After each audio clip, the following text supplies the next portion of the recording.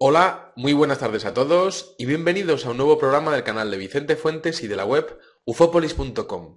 ¿Por qué demonios no se ha vuelto nunca jamás a la Luna con una misión tripulada? Se han aducido cuestiones del ámbito económico, falta de presupuesto de la Agencia Espacial Estadounidense e incluso razones de ámbito científico, es decir, que ya se habría recopilado toda la información necesaria en nuestro satélite. Pero lo cierto es que investigadores y extrabajadores de la NASA han acusado a la Agencia Espacial Norteamericana de manipular, farsear y, por supuesto, tergiversar información sobre los verdaderos descubrimientos realizados en la Luna. Podemos empezar, por ejemplo, con el señor John J. Neal, que sería el primero que destapa la caja de los truenos. Este señor era editor científico del diario New York Herald Tribune, que en declaraciones el día 29 de julio de 1953 hablaba de un lugar de la Luna que desde luego era más que interesante, el cráter Crisium, en donde sin tapujos y sin pelos en la lengua, afirmaba haber visto un enorme puente de más de 19 kilómetros de longitud. A finales de agosto de ese mismo año, el astrónomo británico H.P. Wilkins confirmó la observación desde Londres, afirmando que efectivamente la construcción parecía artificial. Poco después, Patrick Moore, de la Asociación Astronómica Británica, también se unió al carro de que aquello se podía ver perfectamente en ese cráter Crisium y que de hecho esa construcción de 19 kilómetros de longitud en ocasiones llegaba a emitir luz.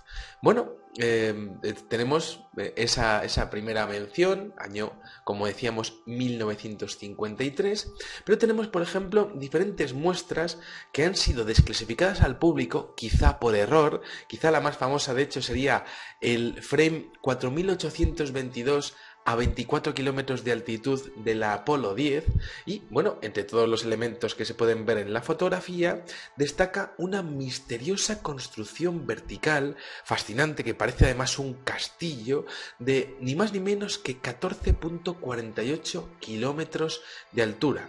Esto estaría en el cráter Hyginus y, por supuesto, sería uno de los secretos mejor guardados de Estados Unidos, que por error, o quizá intentando ver como un pequeño globo sonda para ver qué opinaba la comunidad científica, pues a día de hoy está desclasificado. Pero si seguimos haciendo un recorrido por todas las anomalías y todas las declaraciones al respecto de los verdaderos motivos por los cuales no se ha vuelto a la Luna, tenemos que hablar del día 19 de junio de 1970. El diario Daily Telegraph de repente publica una misteriosa nota de prensa en donde se habla que la NASA habría podido fotografiar objetos que podrían haber sido manufacturados y erigidos por seres inteligentes. Esos objetos tendrían forma de torres, gigantescas torres lunares que aparecerían en diversas tomas de la Orbiter 2 y, bueno, en el mismo momento los rusos habrían hecho los mismos descubrimientos gracias a su sonda Lunar 9. Bueno, esto aparece en la revista Argosy y se exponía además una cosa que era muy interesante, que es que estas gigantescas torres lunares, fotografiadas tanto por americanos como por rusos, tendrían algún tipo de alineación geométrica con respecto a los paralelos y a los meridianos de la Luna. Algo que parecería ser fuera de todo lo que sería el concepto de la casualidad. Parecería inteligente. Bueno, tenemos por ejemplo unas declaraciones y unas tomas de la sonda Orbiter 2. En esta sonda se mostrarían 8 construcciones alargadas como 8 torrecillas similares a las agujas de Cleopatra de Egipto, datadas del siglo XV a.C. Por su parte, Joseph Godabech, un hombre que era periodista, aseguraba en 1974 que tanto Estados Unidos como la Unión Soviética habían conseguido fotografiar desde 1968 hasta este citado año 1974 más de 200 estructuras blanquecinas y con forma de cúpula. El misterio, en todo caso, no era ese, porque, según exponía Godabech, resulta que aquellas estructuras con forma de cúpulas, aquellas 200 cúpulas, resulta que aparecían y posteriormente desaparecían para reaparecer en otra vez en otros puntos de la Luna. Hablaban concretamente del Mare Crisium. Además, hablaban también de una inmensa construcción de 18 kilómetros similar a un puente y además una serie de líneas rectas que estarían reflejando pues prácticamente las marcas que deja un vehículo, pero por supuesto en aquella zona no habían alunizado los astronautas. ¿Quién había estado recorriendo aquello con un vehículo sin desviación durante cientos de kilómetros? Estas anomalías también aparecen en los cráteres Copérnico, Tacho y Kepler. Bueno, si seguimos haciendo un repaso por las declaraciones al respecto de los verdaderos motivos por los cuales no hemos vuelto a la Luna, tenemos que en diciembre de 1969 el físico nuclear Glenn Seaborg, que por cierto era presidente de la Comisión de la Energía Atómica de los Estados Unidos, afirmó públicamente que la histórica misión Apolo 11 pues había fotografiado en la cara oculta de la Luna una serie de surcos serpenteantes que no parecían obedecer a las leyes de la geología que podemos decir aplicada a nuestro satélite. Resulta que este hombre, el señor Glenn Seaborg, insinuó sin mojarse demasiado que la misión Apolo 12 tenía unos propósitos secretos en base a lo que había pasado en la misión Apolo 11. Luego, por su parte, tenemos las declaraciones de Ken Johnston, que era el antiguo director del Departamento de Conservación de Imágenes de la NASA. Y bueno, este señor expone, y lo ha hecho a nivel público en bastantes ocasiones, que un superior suyo, del cual no quiso dar su nombre, le había enseñado personalmente una serie de fotografías que mostraban claramente estructuras artificiales en la Luna. De hecho, añadiendo además que existía un complejo programa de manipulación de imágenes de los alunizajes y de lo que serían todas las tomas de los módulos lunares, en donde pues prácticamente al público se le ocultaría la gran verdad de lo que habría descubierto la NASA allí. Lo que le llegaría al público directamente serían las migajas de lo que ellos estarían descubriendo. Bueno, luego por otra parte tenemos al inefable Richard Hoagland, asesor científico de la NASA de la misión Apolo 11, que ya hemos estudiado algunas veces pues sus conocimientos sobre la región de Cidonia en Marte, y este señor confirmó a su vez que los astronautas, además de traerse rocas de la Luna, se habrían traído, agárrense, algunos materiales artificiales, que por supuesto habrían quedado bajo 7 candados en las pertenencias y salas más secretas de los Estados Unidos de América.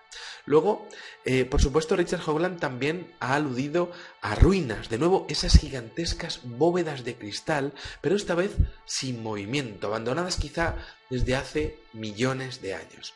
Bueno, también alude a algo, un incidente que hubo sobre una fotografía que él pudo ver personalmente, en donde se hablaba se veía prácticamente una estructura piramidal en la cara oculta de la Luna, que jamás pudo ser estudiada en base, pues evidentemente por la falta de luz que existe en esa zona y por supuesto porque no supieron identificar si aquello podía ser una pareidolia. Pero por supuesto todo lo que eran las cúpulas anteriormente mencionadas, desde luego quedaban muy claras a todos los directivos de la NASA que decidieron ocultar todo esto al público. Luego, si seguimos haciendo este tour de declaraciones, tenemos a Otto Binder, otro antiguo empleado de la NASA, que hizo pública una comunicación entre Neil Armstrong, Buzz Aldrin y el Centro de Control Espacial. Es una grabación apócrifa, aunque yo la he escuchado bastantes veces y desde luego Neil Armstrong tiene exactamente la misma voz. En esa conversación que fue registrada en la superficie lunar, se alude a la presencia de ovnis durante el aterrizaje del módulo espacial. Claro, las declaraciones son increíbles porque se hace mención, por ejemplo, a visitantes. Dice, hemos encontrado visitantes, aludiendo además después a instalaciones abandonadas desde hacía mucho tiempo. Por supuesto, en esta grabación se habla de que habría unos objetos voladores no identificados, unas luces que estarían alineadas en filas al otro lado del cráter en donde estarían ellos. Bueno, por supuesto, de ser esto verdad, que porque en mi opinión tiene bastantes visos de verosimilitud, pues desde luego habría que haber estado en el pellejo de Neil Armstrong viviendo aquello, ¿no? Tuvo que ser, de ser así, tuvo que ser algo sensacional vivir aquello, ¿no? Bueno, tenemos otras declaraciones, por ejemplo, de Maurice Chatelain, exdirector del sistema de comunicación de la NASA, que dijo que, por supuesto, los vuelos de las misiones Apolo y las sondas Géminis habían sido seguidos unas veces a distancia y otras veces muy de cerca por vehículos de origen no terrestre, llámenlo ustedes ovnis o llámenlo ustedes como quieran, lo que solemos englobar como la palabra ovni, pero bueno, este señor expuso la realidad, que es lo que se ve a día de hoy con las cámaras en alta definición y con diferentes incidentes que hemos estado estudiando durante los últimos años en la web de Ufópolis, ¿no? Por supuesto, las informaciones al respecto de estos descubrimientos eran unidireccionales, es decir, alguien lo descubría, o el astronauta o el asesor de imágenes lo descubría, y NASA directamente mandaba callar a todos los responsables y a todos los involucrados. Bueno, tenemos por ejemplo también el incidente Don Wilson. De repente aparece en 1978 un libro llamado La Luna, una misteriosa nave espacial, con un polémico título, por supuesto, en donde hay un investigador que se llama Don Wilson, que cita a un doctor llamado Farouk El-Baz, que por supuesto es que estaba este señor considerado pues una de las personas más influyentes y más inteligentes de Norteamérica, y por supuesto era uno de los científicos con mayor antigüedad de la NASA. Y resulta que Farouk El-Baz exponía que la NASA jamás anunciaba todos sus hallazgos y que utilizaba palabras en clave. Esto se ha visto durante toda la vida y esto es algo que en mi opinión no es nuevo, ¿no? Pero lo que sí que es nuevo, por ejemplo, es lo que ocurrió con Ronald Evans. Hubo una conversación en la misión Apolo 16 en donde Ronald Evans, el astronauta, expone el descubrimiento de cúpulas y túneles con una inclinación de 30 grados según lo que se veía desde su posición. Además, habla el señor Ronald Evans de una serie de estructuras de muros como derribados y con una altura de 5 metros. Y claro, aquí viene la gran pregunta, ¿no? Porque estos son unas grabaciones realizadas en la superficie de la Luna por parte de un astronauta. Bueno, ¿y quién construiría muros hace millones de años en la Luna? ¿Y para protegerse de qué? ¿Qué habría allí? Bueno, tenemos en este tour, en esta máquina del tiempo también que tenemos muchos viajes hoy, el día 15 de agosto de 1971 tenemos a los astronautas David Scott y James Irwin informando durante la misión Apolo 15 de huellas sobre la superficie de la Luna de las que tuvieron que seguir su rastro. Al final de esta conversación hay algo muy raro, que es que la serie de comandos del Centro Espacial de Houston empieza a exponer nombres en clave como Bravo, Whiskey, Whiskey y Romeo. Bueno, evidentemente son palabras fáciles de recordar por cualquier persona, pero con un significado que podrían pues derivar bueno, pues realmente tapar algo que estuviese pasando allí y que fuese de gran importancia, ¿no? ¿Por qué usar en todo caso códigos secretos si estás siguiendo unas simples huellas de posibles meteoritos o de roquitas, ¿no? ¿Qué hicieron los astronautas en la Luna y por qué no se volvió a confeccionar ninguna misión para allá? ¿Qué se encontraron? Bueno, tenemos a Carl Wolf, sargento de las Fuerzas Aéreas de los Estados Unidos, y este señor en la década de los 60 había trabajado como técnico fotográfico del Comando Aéreo Táctico del Ejército de los Estados Unidos. Resulta que estaba destinado en la base de Langley y allí pudo ver muchas imágenes de la misión Lunar Orbiter. De hecho, un alto cargo del ejército le habría hecho llegar pues esta información de figuras geométricas, torres, construcciones esféricas de gran altura y estructuras parecidas a antenas de radar. El problema es que aquello no podía ser una pareidolia geológica, porque aquellas antenas de radar abandonadas y de hecho pues prácticamente construidas del mismo material, del mismo mineral de la roca lunar, llegarían a medir ni más ni menos que 800 metros de largo. Además de eso, hablaba Carl Wolf que en las fotografías que pudo ver como técnico fotográfico del Comando Aéreo Táctico de los Estados Unidos, decía que algunas de estas estructuras tenían pues diferentes cambios en la luz, como si estuviesen recubiertos por un revestimiento que cambiase el índice de refracción cuando el sol pasara iluminándolo, ¿no?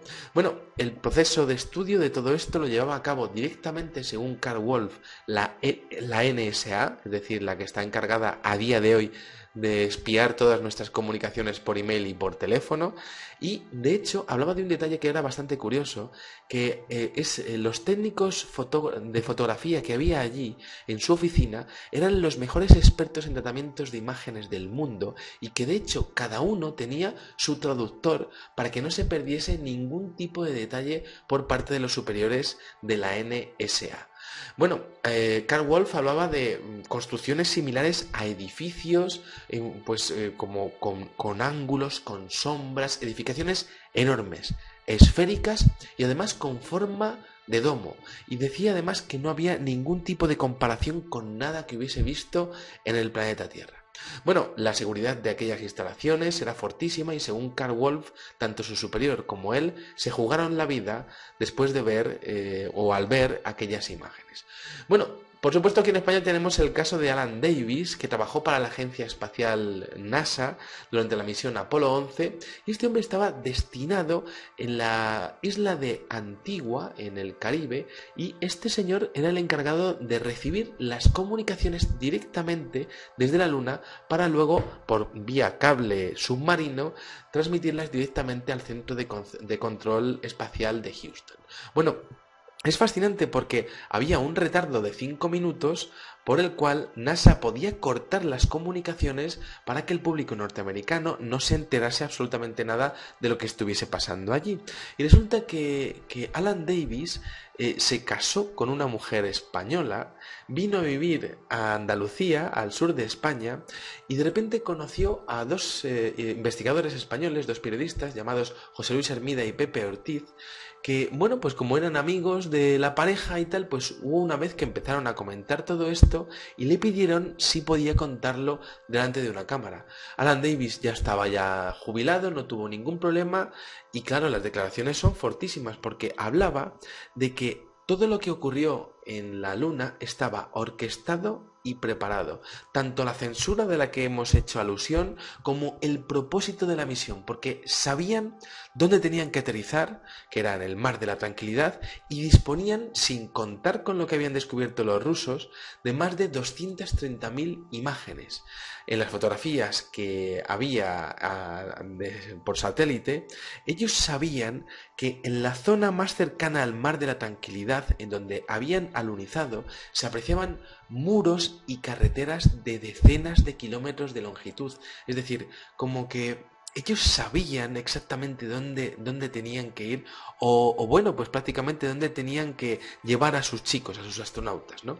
La construcción estaría al norte del cráter Moltke y la filmación que habrían realizado con una cámara de vídeo, y esto pues se ha visto en diferentes programas de televisión, tanto en España como en el extranjero, habría durado aquel vídeo la friolera de 14 minutos mostrando una instalación inmensa de 60 metros de largo, con 12 ventanas y, agárrense, un grosor de paredes de 5 metros. La entrada a la instalación igualmente vendría precedida de unos 30 enormes obeliscos, pues yo creo que muy similar a lo que se puede encontrar en la cultura egipcia. Bueno, según diferentes filtraciones e informaciones, NASA y esto de aquí ya es una elucubración, todo lo que les he comentado es historia, y ahora vendría la elucubración de que NASA habría realizado algún tipo de explosión de estas ruinas o de estos hallazgos arqueológicos en base a, bueno, pues tapar la información para siempre, ¿no? Bueno, en mi opinión esto es la punta del iceberg. ¿Por qué no se ha vuelto a la Luna? Quizá porque habría esa radiación derivada de esas explosiones nucleares de la NASA. Quizá sería demasiado fuerte pensar que los Estados Unidos habrían destruido uno de los hallazgos o el hallazgo más importante de la historia de la humanidad, ¿no? Pero sí que es cierto que todo esto de las construcciones enlaza muy bien con la historia del dios Ea, el dios Enki de la mitología sumeria, en donde se habla de instalaciones en nuestro satélite. Luego, por otro lado, es fascinante lo que se ha descubierto, ¿no? Cúpulas que se cambian de sitio, carreteras y muros, pues prácticamente que nos hace preguntarnos qué hay allí o qué hubo allí hace millones de años, ¿no? ¿Y por qué no lo cuentan? ¿Y por qué a día de hoy, con la tecnología que tenemos de alta definición y con la repercusión y la increíble mejora de imagen que tendría la NASA si volviese a poner a un hombre en la Luna con las redes sociales que hay ahora mismo, ¿no? ¿Por qué no han vuelto, ¿no? ¿Por qué no irían allí a filmarlo en alta definición? Puede ser que porque ya lo han hecho muchas veces y no tienen ganas de dejarse dinero, aunque yo creo que por dinero no es. Puede ser que ya no tienen esa necesidad de ganar a los rusos como había en la Guerra Fría. O puede ser que lo que se encontraron allí durante los años en los que estuvieron haciendo alunizajes, desde luego era incontrolable, es decir, no podían hacer nada con ello y de hecho quizá era totalmente inseguro para ellos. Sea lo que se encontrasen allí, desde luego les dejó muy pocas ganas de volver, al menos a nivel público. Bueno, pues nada más, este es un programa que tenía también muchísimas ganas de hacer, ¿por qué no volvimos a la Luna? Y el tema de las ruinas artificiales. Y nada, pues espero que les haya gustado muchísimo este videoprograma y les espero en el siguiente. Muchas gracias y salud y suerte. Adiós.